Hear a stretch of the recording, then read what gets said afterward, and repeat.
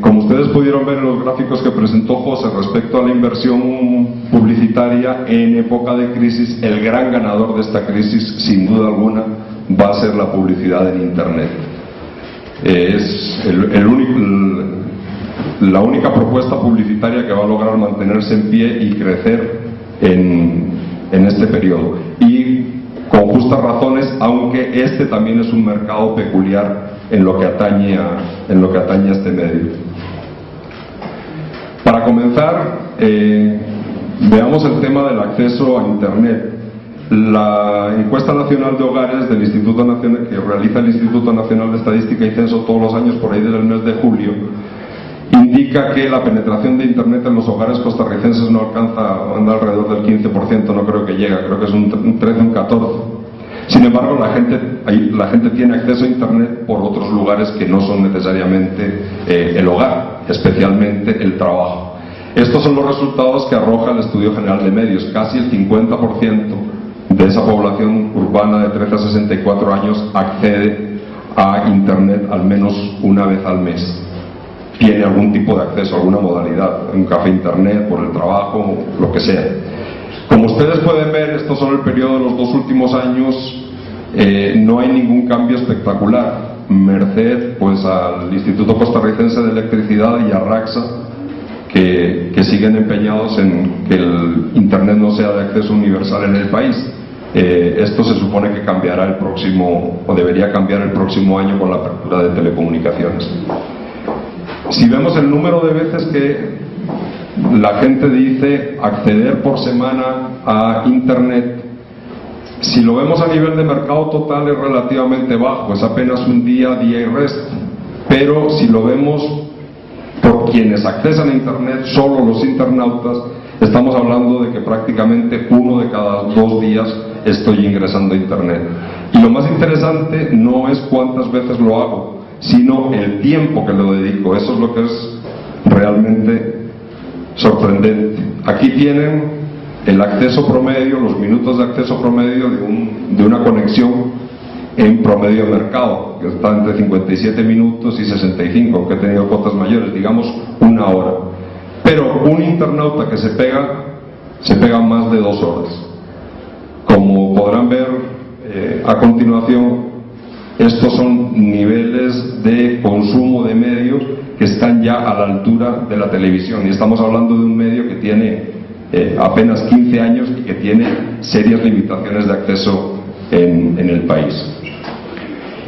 Ahora bien, la realidad de Internet es una realidad muy diferente para los diferentes grupos etarios. Si ustedes se fijan, en realidad quienes están accediendo cada vez en forma más marcada, más pronunciada, son los segmentos de población más joven.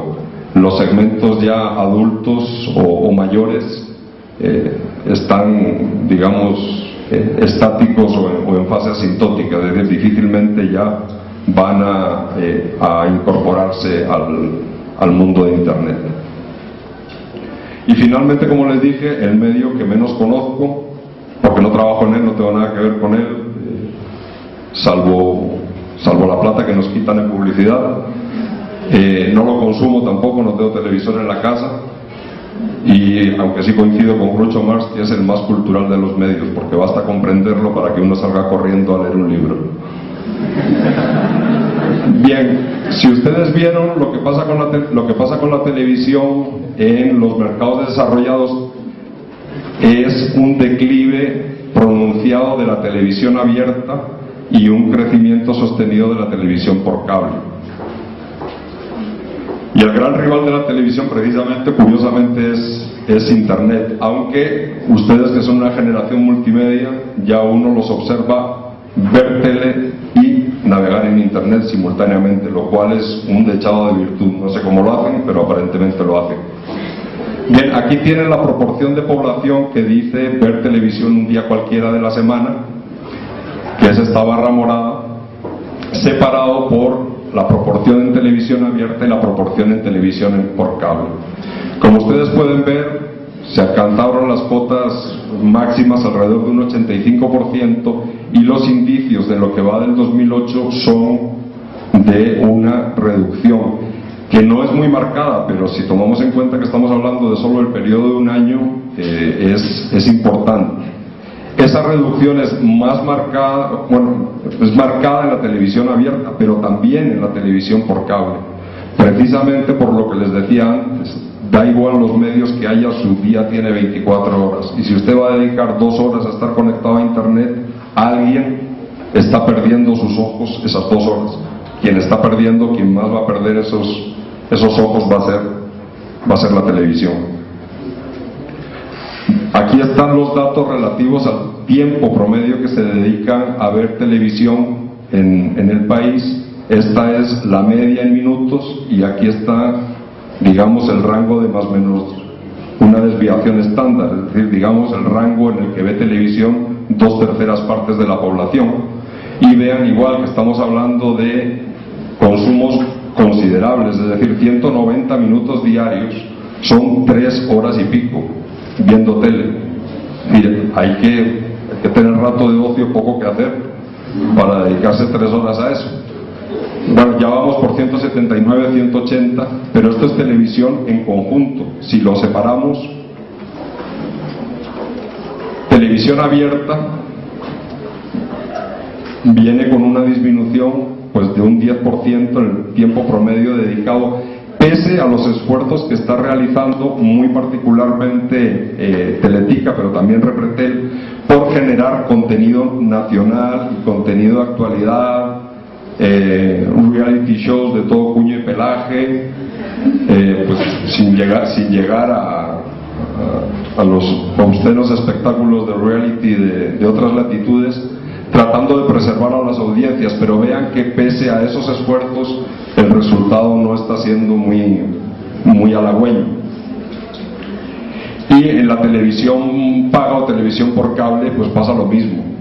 Está muy bien tener chorrocientos canales a la disposición de uno, pero los canales de televisión paga, en el caso nuestro, tienen un serio problema, y es que no hablan de nosotros. Es decir, usted le puede encontrar interesantísimo ver la reconstrucción de la cara de Carlomagno con base en el cráneo de Aquisgrán y pasarse una hora viendo un programa sobre ese tema. Pero sin duda alguna es mucho más interesante lo que pasa en su ciudad, en su barrio o en su país, y eso es algo de lo que la oferta local de televisión por cable adolece, no lo tiene. Entonces, al igual que sucede con la televisión abierta, va perdiendo audiencias. Y finalmente voy a hablar de un segmento de impresos que es un tanto peculiar y que ha tenido un comportamiento muy interesante en los últimos años. Las revistas son, después de internet, probablemente el medio de comunicación que tiene las barreras de entrada más bajas. Es decir, cualquiera con una Macintosh y un garaje hace una revista. De hecho, hay muchos haciendo revistas de ese tipo.